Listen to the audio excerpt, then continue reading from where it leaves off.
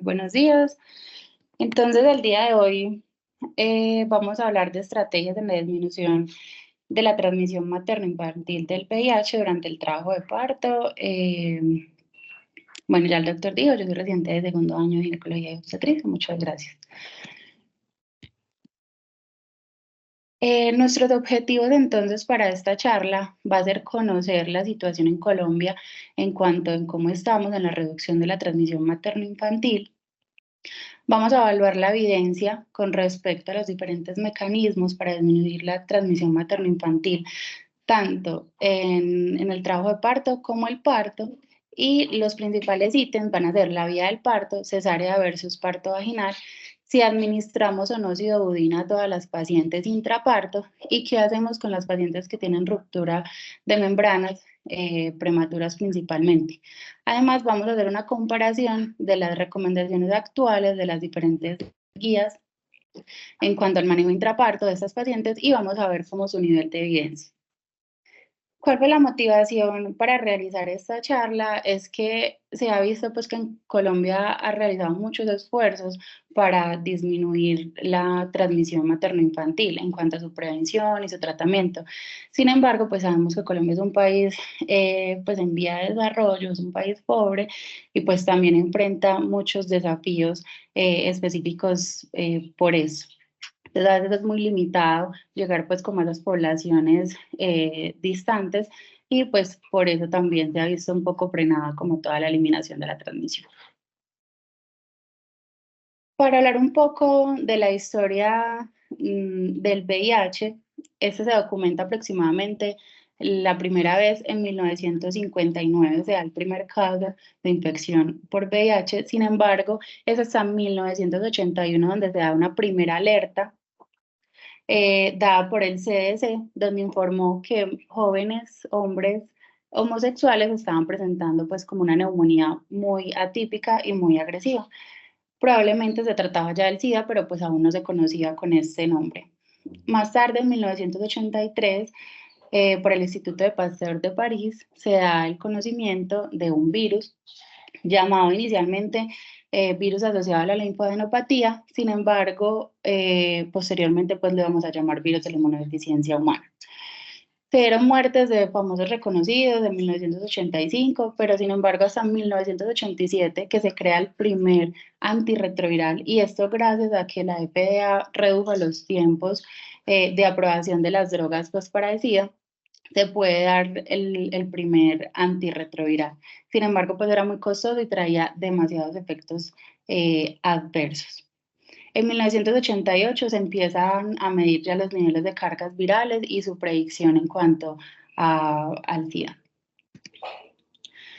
En 1990 mueren múltiples estrellas, recordemos pues como Freddie Mercury y muchas otras estrellas, entonces empezaron pues como a generarse muchos más estudios porque era una enfermedad de moda, había muchos jóvenes hombres homosexuales muriendo de esta patología. Hasta 1994, gracias al uso de la acidobudina, que fue uno de los principales antirretrovirales y pues el principal, con este se logra la disminución de la transmisión materno-infantil hasta en 2/3 de las gestantes que eran VIH positivas.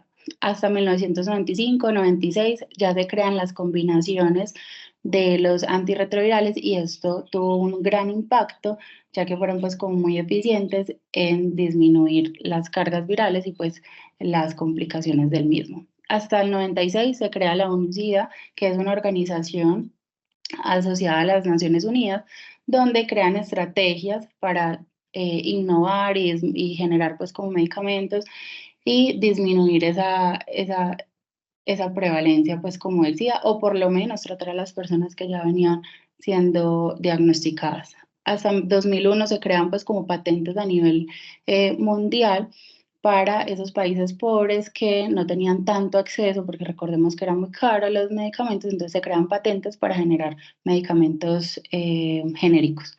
En 2002 se crean testeos rápidos que tienen, porque hasta ahora los utilizamos, unos resultados con una exactitud hasta del 99,6% y esos no son los que utilizamos nosotros en nuestras gestantes, son rápidos y son muy efectivos.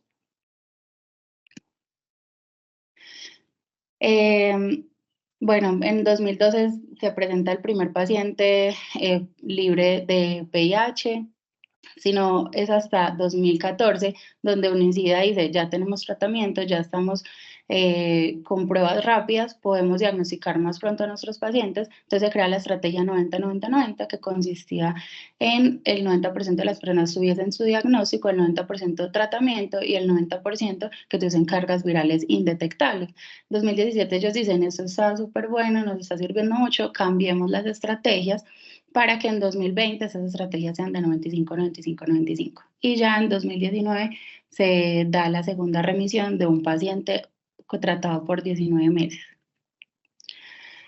Rápidamente quiero recordar entonces qué es el VIH. El VIH es un virus pues, ADN y hace parte de su familia retroviridae.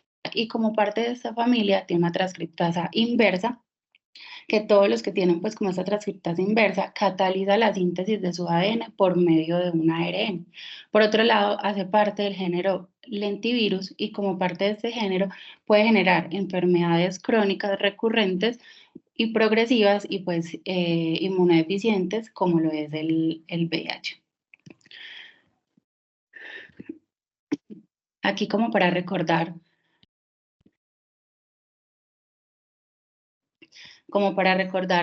cómo se da la transmisión del VIH y no quiero ahondar pues como mucho en eso porque no es el objetivo de la charla, sin embargo recordar pues cómo el virión tiene contacto con la célula CD4 que va a ser su célula receptora, cómo va generando todos esos cambios hasta llegar como a la transcriptasa inversa para formar su ADN. Y eso es importante pues como que lo recordemos porque ahí los antirretrovirales van a ser, pues van a efectuar sobre cada uno de estos pasos. Entonces, como para que lo tengamos presente, pero no es como el objetivo de la charla. Entonces, qué pena, es que tengo un poquito de gripe, entonces voy a parar de un momento.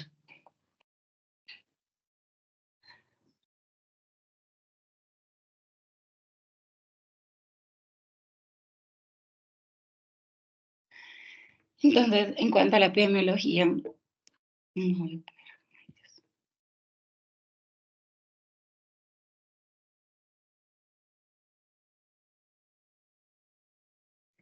qué pena. En cuanto a la epidemiología, entonces, en el mundo, aproximadamente 39 millones de personas en el 2022 viven con VIH.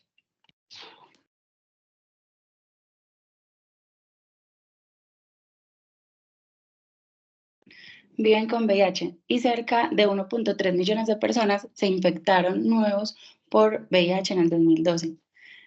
¿Cuáles son los continentes con mayor prevalencia de VIH en el 2022? Fueron África subsahariana, y sabemos que esta zona es muy endémica, y Asia y Pacífico. Sin embargo, 630.000 personas murieron a causa de enfermedades relacionadas o por complicaciones relacionadas por el VIH en el 2022. Esta gráfica me parece muy importante, ya que aunque se ha visto que en las últimas 3 décadas hay más personas que viven con VIH, pero esto es gracias a una detección más temprana, una detección más rápida. También hay personas que tienen más acceso a terapia antirretroviral. Esto hace que haya una disminución de los casos nuevos y que haya una disminución de los fallecimientos. Entonces, como les decía, en el 2020 la OMS y la Panamericana de Salud crean o actualizan esa iniciativa de 90-90-90 por 95-95-95. Esta iniciativa es llamada iniciativa EDMI porque es para lograr esa disminución de transmisión materno-infantil y el objetivo es reducirla por debajo del 2%. ¿Cómo lo iban a lograr? Que nuestras gestantes tuvieran un adecuado diagnóstico, un pronto diagnóstico o un tamizaje en más del 95%, que más del 95% tuviese acceso a los antirretrovirales y que más del 95% tuviese una carga viral indetectable. Entonces, ¿cómo estamos en Colombia en cuanto a la situación del VIH? Entonces, este fue el último boletín dado por la cuenta de alto costo en un periodo del 2021 y enero del 2022, donde pues hubo un incremento entre 2021 y 2022 de pacientes nuevos de VIH, tuvo una media de edad para hombres de 28 años y para mujeres de 34 años, y de todas esas personas casi el 35% viven con SIDA. En ese mismo periodo, 561.688 mujeres gestantes presentaron nacimientos, y de estas 1.128 fueron diagnosticadas con VIH. La media fue aproximadamente a las 16 semanas. Como lo vamos a ver ahorita, sí ha habido una disminución en la transmisión materno-infantil. Entonces, de estas 1.129 pacientes, solamente 5 bebés nacidos. Creo que alguien tiene el micrófono prendido. Solamente 5 de esos bebés presentaron VIH positivo, es decir, una transmisión de 0.21%. De estas gestantes fueron tamizadas el 94%, es decir, pues muy cerca a nuestra meta, y el 70.33% tuvo una tamización desde el primer trimestre. Podemos observar entonces cómo ha ido aumentando en las últimas 2 décadas la tamización de nuestras gestantes. Inclusive en el 2019 cumplíamos metas de hasta un 95.9%. De estas 1.129 gestantes que fueron diagnosticadas entre febrero del 2021 y enero del 2022, se presentó una disminución del 1.89% con respecto al 2020, y los casos en Antioquia fueron de 112 casos. Otros datos que nos llamaron la atención fue que el mecanismo de transmisión pues sigue siendo el sexual hasta un 92%. De estas gestantes solo el 23% están en un estadio 1, es decir, el resto está en un estadio 2 y 3, que ya era un estadio pues más avanzado.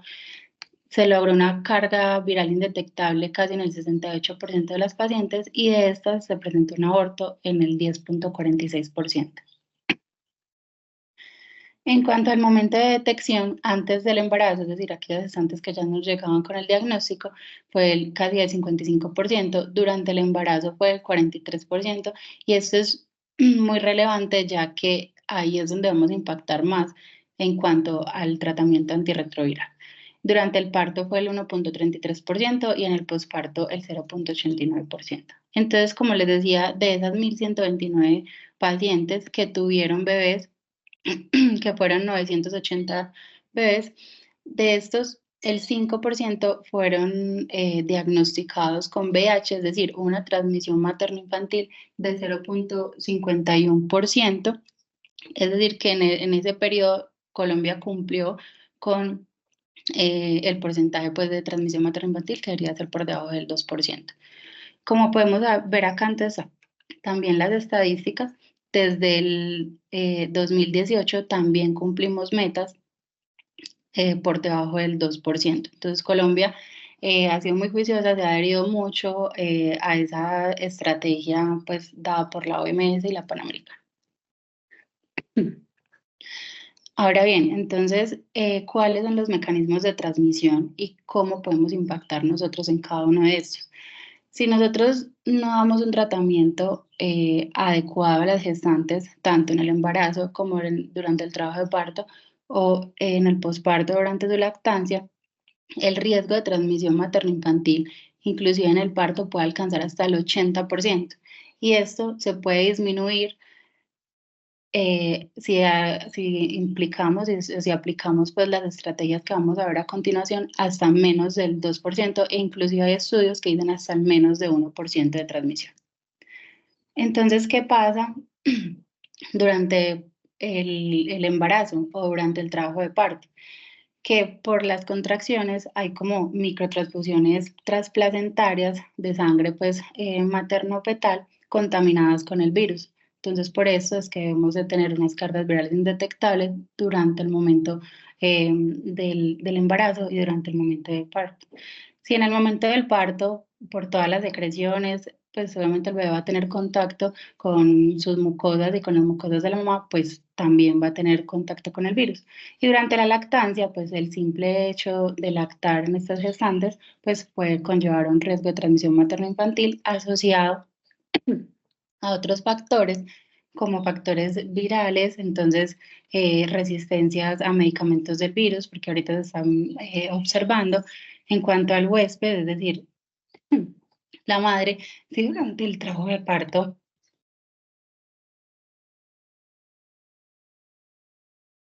si durante el trabajo del parto presentó una amnionitis u otras características que me predispongan como a ese contacto materno-fetal. Y en los obstétricos, si la gestante, pues sabemos que no puede lactar, pero si presenta grietas en los pezones u otras características de esas, pues también se va a ver más asociada a la transmisión materno-infantil. Hay que tener muy presente eso y es que si nosotros hacemos el diagnóstico o la gestante se da la seroconversión durante el embarazo, eso aumenta hasta 8 veces más el riesgo de transmisión materno-infantil. Entonces, ¿cuáles van a ser aquellas estrategias para disminuir la transmisión materno-infantil? Entonces, lo primero, la terapia antirretroviral. En la última guía de práctica clínica de Colombia, que fue la del 2021, nos indican que se debe iniciar la terapia antirretroviral inmediatamente posterior a tener dos pruebas reactivas, independientemente del momento del embarazo, si es primero, segundo o tercer trimestre, independientemente de la carga viral, independientemente del recuento de CD4 o si tiene complicaciones asociadas. Eso es lo que va a impactar principalmente y va a estar también adaptado a las últimas guías ASINFO del 2024, donde ellos también dan esta recomendación y es una recomendación alta, es una recomendación buena, es A1. Entonces nos preguntamos qué terapia vamos a iniciar, cómo la vamos a iniciar. Entonces realmente pues nosotros debemos mirar recomendaciones externas, pero también tenemos una guía pues nueva que aunque como vamos a ver no nos habla de nada de terapia intraparto, pues sí nos habla de qué terapia antirretroviral iniciar. Y si tenemos una gestante con diagnóstico de no, que nunca ha recibido tratamientos antirretrovirales, lo más ideal es iniciar con un inhibidor de la transferencia de cadena integrasa, que sería el dolutegravir, asociado a una combinación pues, de inhibidores de la transcriptasa inversa de doble nucleósido, que sería combinaciones de tenofovir entre citabina, que es lo que más vemos habitualmente. Entonces, ¿por qué iniciarles terapia antirretroviral a las gestantes? Ahí mismo que nos damos cuenta del diagnóstico o por qué es tan importante iniciar tempranamente pues este tratamiento, sea en el primer trimestre. Este estudio es un estudio que su objetivo pues fue cuantificar la reducción en el riesgo de la transmisión materno-infantil asociado al inicio de la terapia antirretroviral antes de la concepción. Entonces hubo un total de 8.075 pares de mamás y bebés que recibieron terapia antirretroviral combinada con 3 o más medicamentos o uno que no fuese solo un inhibidor de la transcriptasa reversa.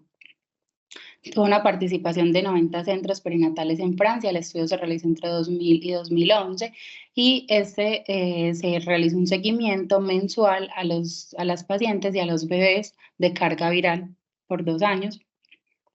Y la transmisión materno-infantil se analizó según la carga viral de la mamá en el momento del parto y el inicio del tratamiento de la terapia antirretroviral. Entonces podemos observar acá que el 47% de las gestantes iniciaron tratamiento antirretroviral antes del embarazo, el 47%. En el primer trimestre, el 8.2%, en el segundo trimestre, el 32.3% y en el tercer trimestre, el 13%.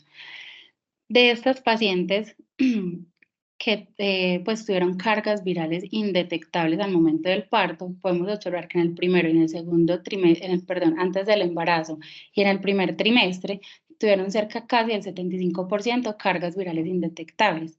Sin embargo, a medida de que avanza el embarazo y a medida de que iniciamos tardíamente los antirretrovirales, estas cargas virales indetectables se van reduciendo. En el segundo trimestre del 64% y en el tercer trimestre más bajos aún del 44%. Entonces, aquellas gestantes que iniciaron tratamiento antes del embarazo y en el primer trimestre, antes del embarazo y en el primer trimestre, tuvieron esas cargas virales mucho más, pues en un porcentaje mucho más alto, indetectables, y esto fue estadísticamente significativo. En esta, en esta tabla podemos ver que la transmisión perinatal del virus al momento del inicio de la terapia antirretroviral y en el momento de la vida del parto fue casi de cero. Podemos observar que antes de la gestación no hubo ninguna transmisión materno-infantil, y las transmisiones materno-infantil que se vieron principalmente en el segundo trimestre en el primer trimestre fue o porque la gestante paró el tratamiento o porque se inició tardíamente, como lo vemos acá, que fue el 0.5% y fue acá en el tercer trimestre el 0.9%.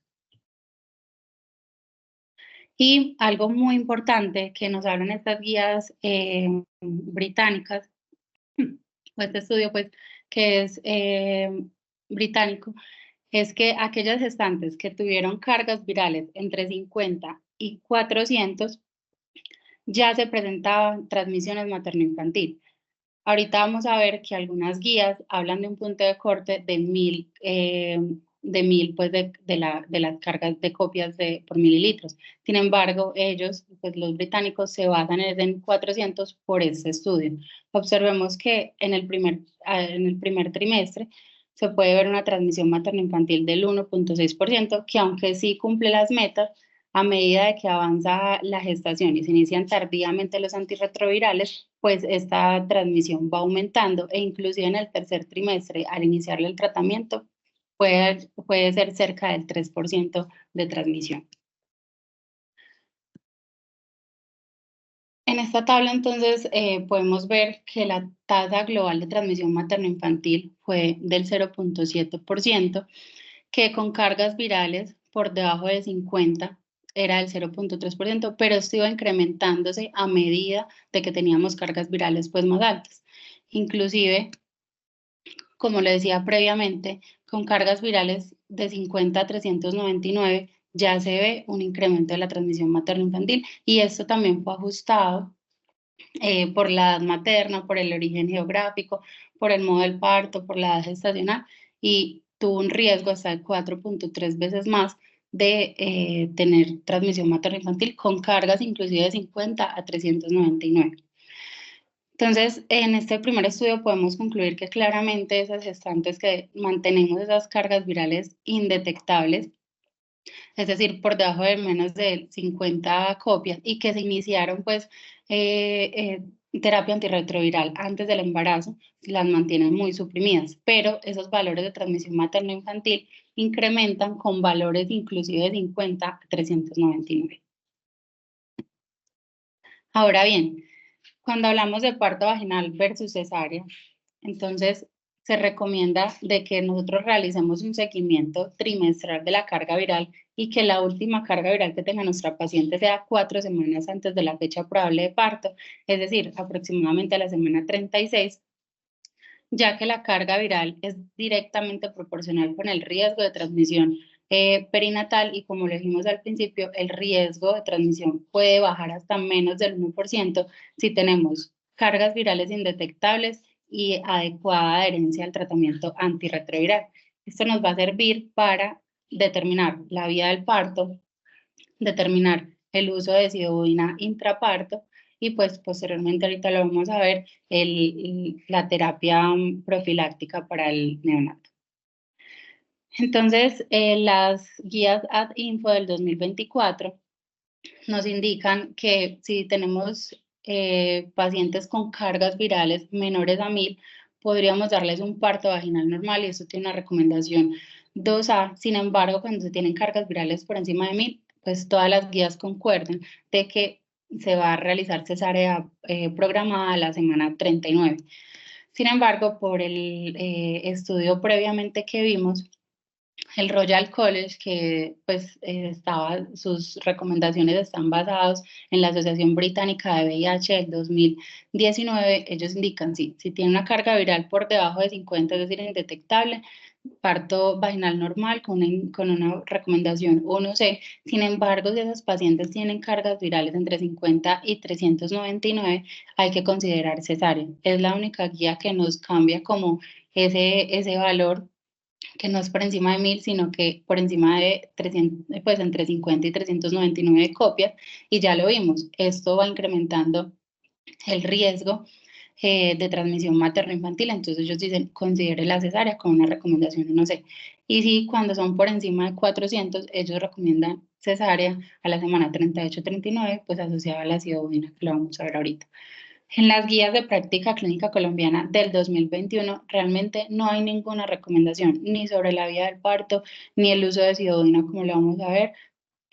Sin embargo, nosotros nos basamos en las guías del 2001, que aunque están desactualizadas, pues son las guías que nos rigen, pero podemos observar que hay estudios nuevos que pues cuentan con valores muy diferentes y que nos podemos apoyar también en estos. María Fernanda, Señor. aquí quería hacer un pequeño, digamos, una pequeña anotación y asterisco al tema. Me parece muy importante y sobre todo porque hay personas, pues tanto de Clínica del Prado como de otras instituciones que manejan también una alta tasa de manejo de pacientes. Y es que es muy importante tener claro con sus departamentos de infectología.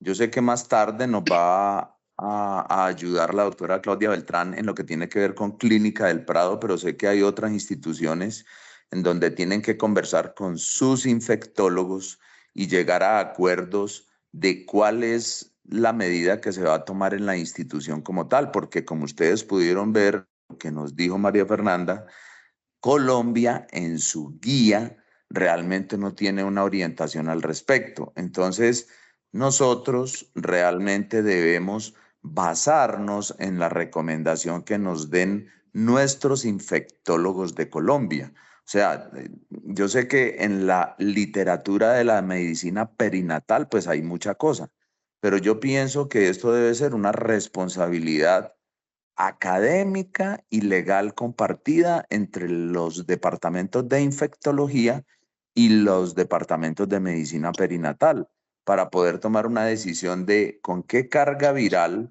nosotros vamos a tomar la decisión de tener un trabajo de parto, una inducción, una atención de parto o una cesárea, que yo sé que al final vamos a hacer pues unas recomendaciones especiales originadas en Clínica del Prado en lo que tiene que ver con la toma de decisión de cuál es la vía del parto. Pero es importante que ustedes lo tomen como base de pronto para otras instituciones que está y personas también de otras instituciones escuchando la conferencia. Muchas gracias, María Fernanda. Continúa, por favor. Gracias, profe. Entonces, siguiendo entonces como con las recomendaciones de las actuales guías, la COC también indica menores a 1000 copias, podemos dar parto vaginal máximo hasta la semana pues 47, pues perdón, 40 más o menos, 41. Más de 1000 copias, todas las guías nos indican que debe ser cesárea programada. Ellos varían mucho en las edades gestacionales, pero aproximadamente casi todos dicen entre 39 y entre 38 y 39. Entonces, ¿por qué realmente deberíamos escoger la vía del parto si es parto vaginal o parto por cesárea? Porque es que las cesáreas no son inocuas. Y quería mostrarles también este estudio donde se quiso comparar y determinar la tendencia de las tasas de complicaciones asociadas con la cesárea en mujeres infectadas por VIH. En 4 ciclos, es decir, antes de tener la terapia antirretroviral, cuando se tenía solo la terapia antirretroviral y posterior ya las terapias antirretrovirales combinadas. Entonces se hizo en diferentes ciclos en hospitales pues comunitarios, 1995 al 96, del 2000 al 2001, 2005 al 2006 y 2010 al 2011. y se quiso determinar las complicaciones asociadas con las cesáreas en cuanto a infección, hemorragia, estancia hospitalaria y muertes en el hospital.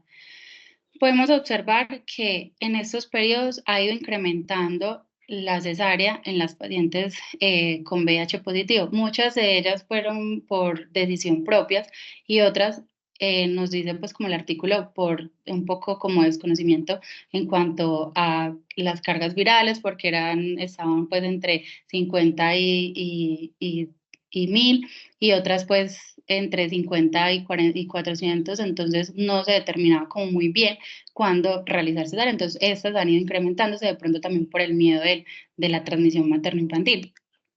Sin embargo, como les decía, las cesáreas no son inocuas y aunque se ha visto que ha ido disminuyendo al pasar desde 1995 a 2010, donde se realizó el estudio, ha ido disminuyendo la prevalencia de algunas complicaciones, sigue siendo alta aquellas infecciosas, aquellas hemorrágicas en las pacientes que son VIH positivo. Entonces, como podemos observar, la tasa de complicaciones sí ha ido disminuyendo significativamente, pero se van presentando cada vez más complicaciones infecciosas y sobre todo de trauma quirúrgico en las pacientes infectadas por VIH, al igual que estancia hospitalera prolongada y muertes en el hospital. Entonces, por eso es súper importante como poder tener ese punto de corte, pues como claro, de qué pacientes realmente se benefician de la cesárea para evitar también estas complicaciones asociadas al estado inmunológico.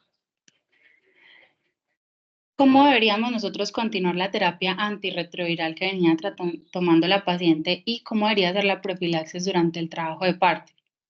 Entonces, no vamos a suspenderle la terapia antirretroviral a las pacientes. Durante el trabajo de parto la debe continuar tomando. Si la paciente viene programada para una cesárea, pues realmente deberíamos continuar estos medicamentos orales, pues las ad info dice que con sorbos pequeños, pues como de agua, porque al suspenderlos, pues podemos incrementar otra vez, pues no inmediatamente, pero sí se ha visto que puede generar un rebote pues como de la carga viral o puede generar resistencias. Entonces, en caso tal que tengamos que hacer esa interrupción temporal, se tendrían que suspender todos los medicamentos y reiniciarlos simultáneamente, pues como para minimizar ese riesgo de resistencia. Entonces las AdInfo nos indican que todas las pacientes pues deben tomar su antirretroviral preciso pues como a tiempo durante el trabajo de parto y antes de la cesárea pues como programada o como ya le dijimos con sorbos pequeños independientemente del número de copias porque esto es lo que más nos impacta como ya lo vimos. ¿Qué vamos a hacer entonces específicamente con la terapia de sidobudina intraparto? Entonces hay unas indicaciones muy claras y otras que quedan como muy en el aire. Entonces van a requerir aquellas que tengan unas copias por encima de 1000 dentro de las últimas 4 semanas previas pues como al parto o aquella gestante que nos llega con un diagnóstico de nuevo, se lo realizamos ahí en el momento del preparto o que teníamos niveles desconocidos de la carga viral antes de, pues, mayores a 4 semanas. Entonces, estas sí o sí van a requerir sidobudina intraparto.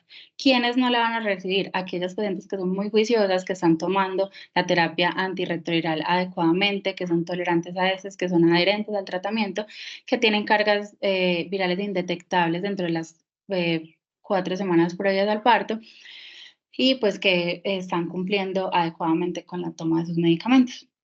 Como les decía, entonces hay una zona un poquito gris que podríamos considerarla y es aquellas gestantes que tienen copias entre 50 y 1000 y pues tenemos algunas dudas si se están tomando adecuadamente el tratamiento o si lo están tolerando adecuadamente el tratamiento antirretroviral.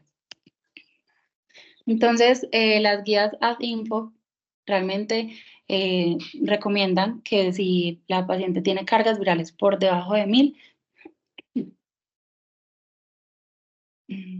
no requiere el tratamiento.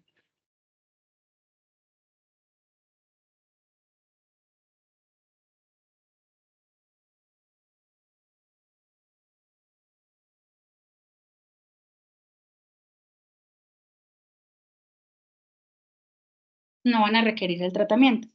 Sin embargo, muchos expertos recomiendan que esa consideración pues nuestra, en este caso pues los obstetras, de que si tienen cargas de entre 50 y 1000, pues se considere el uso de Sidobudina. Ya todos concuerdan de que por encima de 1000 copias, pues sí todas van con Sidobudina.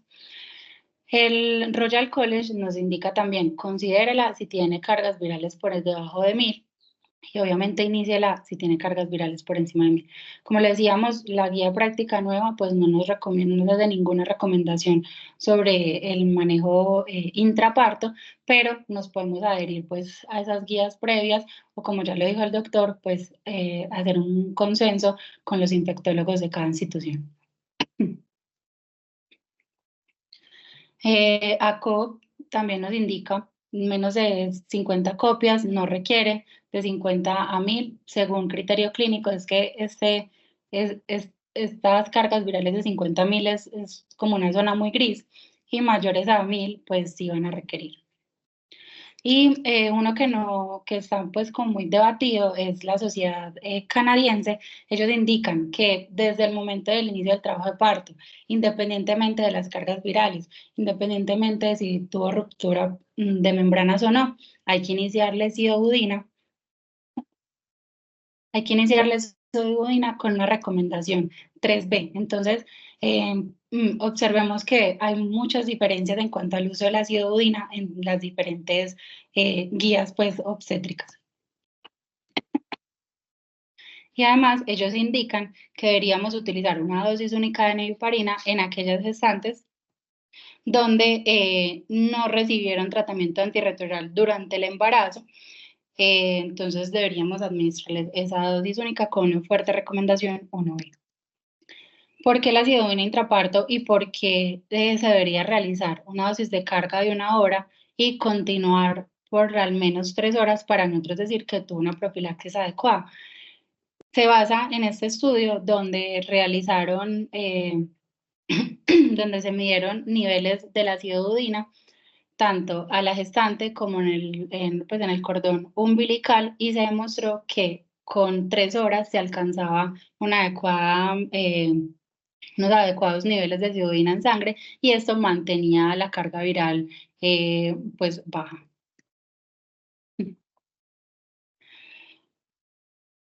En este estudio, entonces, que quiso evaluar la contribución de la Sidobudina intravenosa en cuanto a las gestantes que tomaban terapia antirretroviral, se quiso identificar cómo era la transmisión materno-infantil pues en estas. Entonces fue un total de 11.538 gestantes, donde 10.984 recibieron Sidobudina intravenosa y 554 no recibieron Sidobudina intravenosa. Esas gestantes sí recibieron todas terapia antirretroviral durante el embarazo y no lactaron posteriormente. Se hizo este estudio entre 1997 y diciembre del 2010. Y podemos observar entonces acá que en particular aquellas gestantes que dieron a luz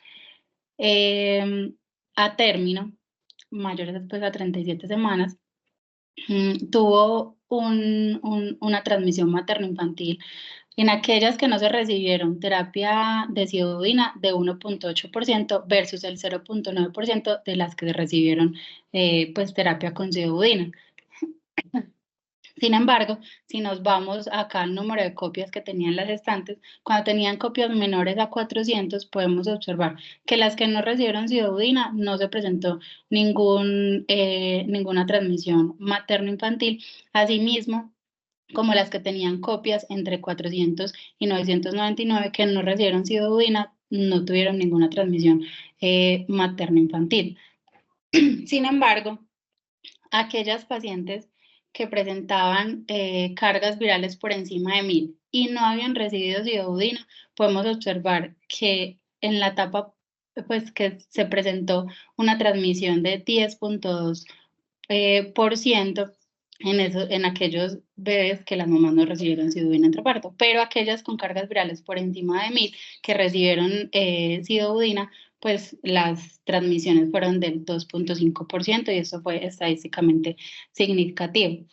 Entonces, en total, como le decimos, la transmisión materno-infantil sin pseudobudina intravenoso en aquellas pacientes pues, que tienen cargas por debajo de 1000, pues fue adecuado, se cumplieron pues como las metas menores del 2%. Sin embargo, aquellas pacientes que tuvieron cargas virales por encima de 1000, que claramente tienen un mayor riesgo de transmisión materno-infantil y no recibieron pseudobudina, podemos observar que la transmisión sí fue demasiado alta. Entonces, estos estudios nos van concordando más de que tener cargas virales altas y no dar profilaxis, pues va a generar un aumento de la transmisión materno-infantil y pues todas las complicaciones que puede llevar la etapa postnatal del bebé.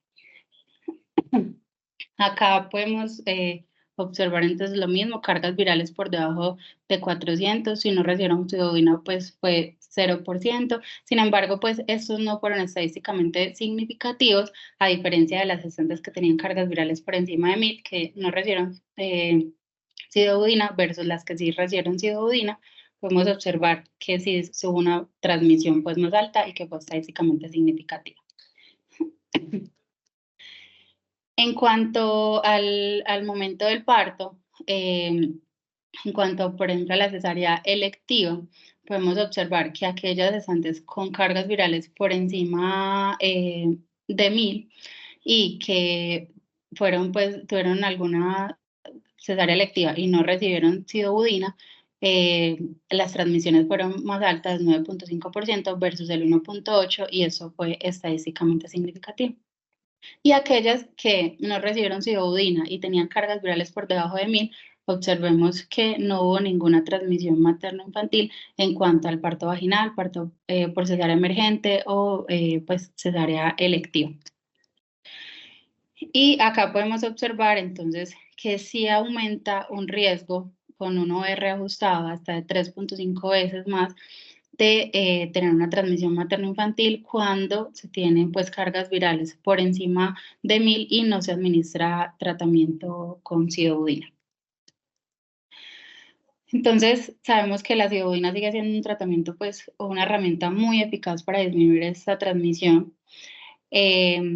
Inclusive en los casos de fracaso virológico, en esas gestantes que ya habían sido tratadas con terapia combinada, y que la mayoría de las mujeres con cargas virales bajas en el momento del parto, si no tienen ningún factor de riesgo obstétrico, realmente parece muy necesario administrar pseudobudina intravenosa, porque la pseudobudina tampoco pues es inocua, puede traer consigo algunos trastornos pues hematológicos. Cuando hablamos entonces de ruptura de membranas, hay que determinar ruptura de membranas pretérmino. También hay una zona muy gris aquí, hay muy pocos estudios sobre esto, pero cuando se tienen rupturas por debajo de las 34 semanas, el manejo debería ser igual, un manejo expectante, en cuanto como si se debe manejar como si la paciente fuese un VIH negativo, pues administrar esteroides, neuroprotección en caso de ser necesario, antibióticos para aumentar el periodo de latencia y llevar hasta la semana 34. Sin embargo, aquellas pacientes que tienen más de 34 semanas y tienen cargas virales por debajo de 1000, lo que se debería realizar son intervenciones rápidas para poder disminuir como ese periodo hasta el parto, es decir, realizar una conducción adecuada del trabajo de parto. Y aquellas gestantes que tienen cargas virales por encima de 1000, realmente es muy controvertido y realmente hay muchos interrogantes de qué realizarle a estos pacientes, si las llevo a cesárea, si las llevo, si les induzco el parto rápido, si están en un trabajo de parto ya muy avanzado. Entonces es muy controvertido qué realizar allí. Entonces las guías ad info indican que si hay un número de copias pues, de carga viral indetectable y se requiere hacer una ruptura artificial de membranas, se debería realizar por la indicación obstétrica. Sin embargo, si se tienen copias entre 50 y 1000, pues deberíamos evitar por completo la ruptura de estas membranas, y pues mayores a 1000 ya sabemos que esos pacientes pues van para cesárea. Asimismo, pues el Royal College indica de que si las pacientes tuvieron una ruptura pues prematura de membranas o si por alguna indicación hay que realizar una ruptura en estas pacientes, pues considerarlas cuando estén por debajo de 50 copias e indetectables y acelerar pues el trabajo de parto para que este sea en las próximas 24 horas. Pero ellos sí dan una recomendación clara, como lo vimos en los estudios iniciales, de que si se tienen copias entre 50 y 399, estas pacientes para ellos van a cesárea inmediata. Y pues nuestras guías de práctica clínica tampoco tienen ninguna recomendación sobre la ruptura ni tanto prematura ni intraparto pues de membranas. ACOD indica que si te tienen cargas virales por debajo de 1000 y si se presenta alguna ruptura, pues no se contraindica el trabajo de parto. Pero volvemos a lo mismo, aquellas gestantes que tienen copias por encima de 1000, pues no se sabe si realizarles un parto por cesárea o inducirles más rápidamente el parto. Entonces no se tiene como una recomendación clara. Y las guías canadienses, como lo vimos ahorita, para ellos sí, inmediatamente, independientemente de la carga, del tiempo de la ruptura, sí indican sidudina de una vez. Como les decía antes, hay muy pocos estudios acerca pues, del manejo de la ruptura prematura de membranas. Entonces, este estudio quiso determinar si la ruptura de las membranas era mayor o igual a 4 horas, si esto era un factor de riesgo para la transmisión materno-infantil. Entonces, este estudio fue un estudio prospectivo de cohortes que se realizó en 717 parejas de mujeres embarazadas y bebés pues, infectados, pues de parejas de madres infectadas con VIH en Irlanda en 1996 y 2008. Se determinó entonces que la transmisión materno-infantil era del 1% cuando se tenían rupturas de menos de 4 horas y rupturas de mayores de 4 horas hasta el 1.9%, inclusive sigue siendo unas tasas pues muy bajas. Para aquellas mujeres que tenían cargas virales por debajo de 1000 copias, que fueron alrededor de 493 pacientes, y ellos también determinaron qué pasaría si la ruptura era mayor, pues como a 24 horas, pero no se identificó ningún caso de transmisión, inclusive hasta 25 horas después. Entonces, en este primer estudio se concluye que la duración de la ruptura de membranas de 4 horas a más no es realmente un factor de riesgo para la transmisión perinatal del VIH en mujeres que tuviesen cargas virales pues por debajo de 1000 copias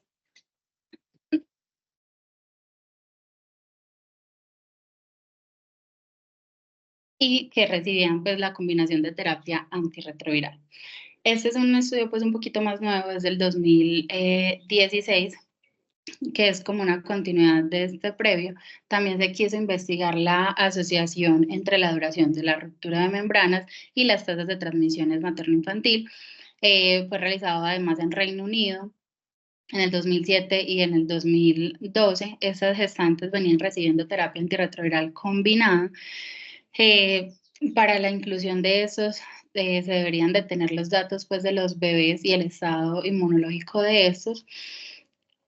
Fueron en total 7.321 pacientes y ya con los criterios de inclusión pues se analizaron 2.398 gestantes.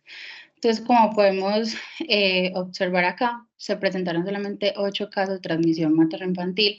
Dentro de estos, la transmisión cuando se tenían copias por debajo de 50 fue de 0.13%. Sin embargo, a medida de que va aumentando las cargas virales entre 50 y 900, la transmisión fue del 2.05% y claramente copias por encima de 1000 fueron del 23.1%. Entonces, podemos observar acá que los bebés que fueron, que tuviesen pues transmisión materno-infantil cuando fueron menores a 4 horas fue el 0.34% y de 4 a 24 horas fue el 0.69%. Y no se presentó ningún evento cuando tuvieron pues rupturas por encima de 24 horas. Realmente en estos estudios no se encontró ninguna asociación entre la duración de la ruptura de membranas y en la transmisión materno-infantil, pero para aquellas gestantes que tenían terapia antirretroviral combinada y que tenían pues cargas virales, sobre todo por debajo de 1000.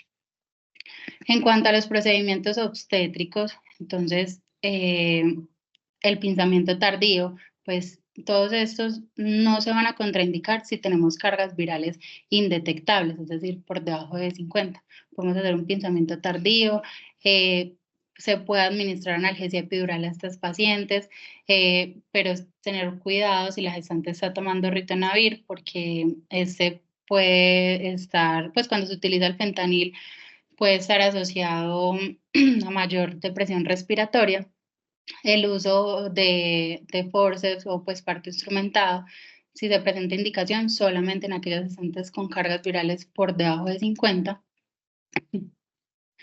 Asimismo, como la episiotomía, pues si tenemos alguna indicación obstétrica, también cargas virales por debajo de 50, es decir, pues como cargas virales indetectables. También queríamos traerles como una parte de la etapa postnatal a aquellos bebés que habían estado expuestos al virus del VIH. Entonces, algunas estrategias que apenas pues como que nazca el bebé es evitar el contacto pues del bebé con la sangre materna, pues es un poco complejo, pero intentar realizarlo. Hay que bañar al neonato inmediatamente, hay que succionar la vía aérea, hay que pues aplicar su profilaxis con vitamina K. En las primeras 12 horas debemos administrarle la vacuna de hepatitis B a este y no aplicar pues la vacuna de la BCG idealmente. En estos bebés deberíamos iniciarle la profilaxis antirretroviral en las primeras 6 horas de nacido y según esta clasificación de riesgo.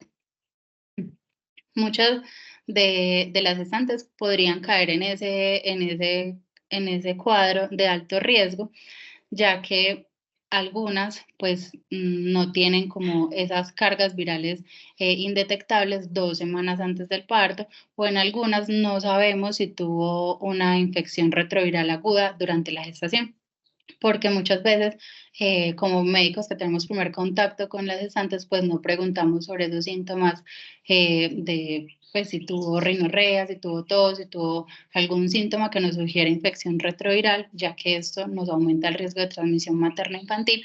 Entonces, muchas veces las consideramos a todas como alto riesgo para la transmisión. Y aquellas pues de bajo riesgo que no cumplen con estos previos, y además las gestantes pues que recibieron su terapia antirretroviral adecuadamente, superadherentes, que tuviesen cargas virales indetectables 2 y 4 semanas antes del parto, se van a considerar de bajo riesgo. ¿Esto para qué? Para determinar qué terapia es que vamos a administrarle a los bebés. Si es de alto riesgo, se van con 3 antirretrovirales, y si es de bajo riesgo, pues solamente recibirían un retroviral como profilaxis. Ya para concluir, entonces, hay algunos mensajes pues, que quiero que llevemos pues como a casa. La transmisión está muy estrechamente relacionada con las cargas, pues, las cargas virales elevadas, entonces por eso hay que realizar mediciones en cada trimestre y, por supuesto, el más importante, 4 semanas antes de la fecha probable del parto, y esto nos va a indicar la vía del parto y también nos va a dar pues como las estrategias que debemos implementar en esa paciente. Hay que realizar un inicio temprano de la terapia antirretroviral, como vimos, iniciarlo antes del embarazo o en el primer trimestre disminuye mucho esas cargas virales y por consiguiente la transmisión. Determinar si necesita profilaxis con cidobudina, evitar la lactancia materna.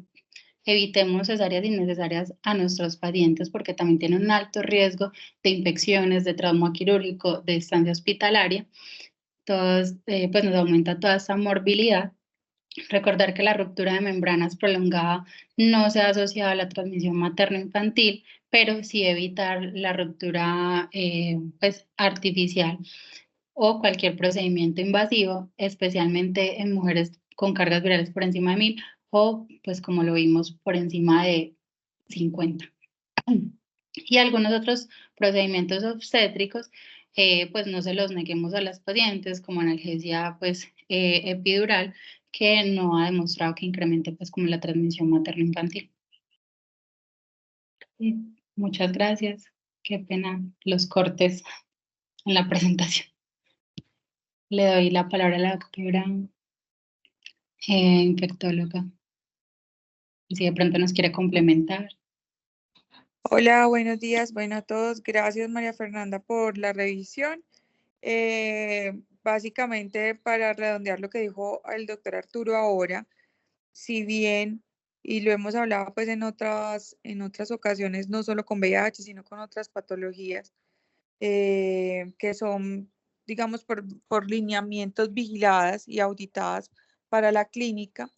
Ustedes saben que el VIH hace parte de un programa que es de eliminación de la transmisión materno-infantil y que por lo tanto los entes regulatorios están constantemente auditando estas historias clínicas. Por lo tanto, a pesar de que la evidencia ha demostrado muchas de las cosas que dice la doctora María Fernanda y que pudiéramos adaptar en nuestra clínica, lastimosamente tenemos que hacer lo que dice la guía del ministerio. Prácticamente cuando intentamos en la clínica revisar a quienes, pues definir a quienes según la carga viral se les aplicaba sidobudina intraparto o no, nos llamaron pues a descargos en la Secretaría de Salud porque nos salimos como de la guía de práctica clínica. Entonces, por lo tanto, si tenemos el compromiso y la responsabilidad académica de estar actualizados frente a lo que las nuevas guías dicen, AIDS Info es una guía que mantiene actualizada, pues que se actualiza casi que en línea. Las guías americanas, pues en general, las inglesas, las españolas, nosotros tenemos que adherirnos a la guía de práctica clínica colombiana. No sé si eso responde pues como o redondea la pregunta que dice Arturo, no solo en esta, sino en todas las instituciones. Esta semana justamente tuvimos una visita a la Secretaría, la adherencia a las guías en general en todo Medellín pues es como 40-50%, precisamente por esto, porque claro, nosotros queremos tomar decisiones lo más actualizadas posibles, pero estamos con una guía que no tiene la oportunidad de actualizarse de forma constante como las guías internacionales. Entonces, teniendo en cuenta eso, pues las intervenciones para disminuir la transmisión materno-infantil continúan siendo pues el uso de terapia antirretroviral en la gestante, la cesárea indicada en aquellas con carga viral mayor de 1000, aunque la cesárea electiva pues a la semana 38, aunque por ejemplo en la visita a la secretaría nos decían en aquellas maternas que tenían carga viral detectable entre 50 y 1000, hablar con la mamá y que sea una decisión consensuada pues con la madre en el tipo de cesárea, en la vía del parto. El uso de sidodina en todas las gestantes, así tengan carga viral no detectable, y todo lo que se hace pues en el momento con el recién nacido, la clasificación del riesgo y la terapia antirretroviral, y obviamente evitar la lactancia materna. Esas son las intervenciones que nuestra guía nos recomienda. Como en la última guía no discutieron la vía del parto, la respuesta de Secretaría es se debe hacer lo de la guía anterior, pues que es una guía muy desactualizada, pero bueno, esa es como la situación actual frente a esto. Quiero llamarles la atención frente a la clasificación del neonato de alto riesgo, porque a veces como que llega la atención hasta la materna y se nos olvida que para disminuir el riesgo en el neonato también hay unos puntos específicos dentro de ellos, que la mamá no haya tenido síndrome retroviral agudo durante la gestación. Como la mayoría de nuestras maternas, de nuestras mujeres, se les diagnostica el VIH en el momento de la gestación, definir si tuvo síndrome retroviral agudo o no va a depender de una muy buena anamnesis del ginecólogo, del médico del control prenatal, que le haga el diagnóstico.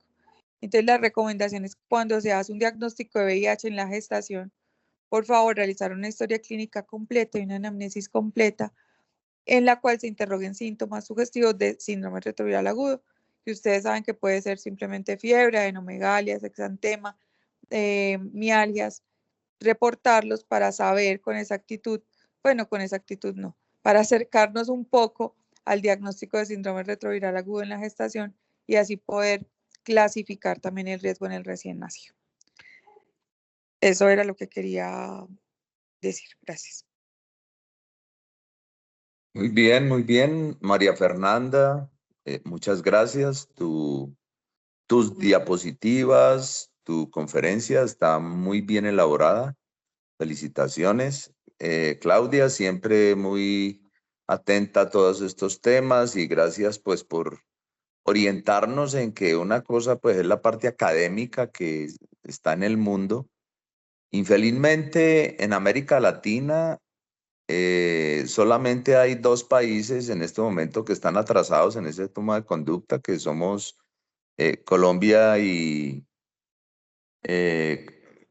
Colombia y Paraguay. Estamos en ese plan de seguir dando sidobudina en todas, pero bueno, nunca es tarde para soñar de que definitivamente podamos estar actualizados pues en este tema. Esperemos que en algún momento el Ministerio de Salud tome conciencia de que pues en este tema hay cosas muy actuales y hay recursos que se pueden utilizar en otras cosas que sé que cuesta definitivamente hacer lo que veníamos haciendo desde hace años, pero bueno, algún día lo lograremos. Muchas Yo creo gracias que no a hay que todos. bajar No hay que bajar la guardia, estamos de acuerdo.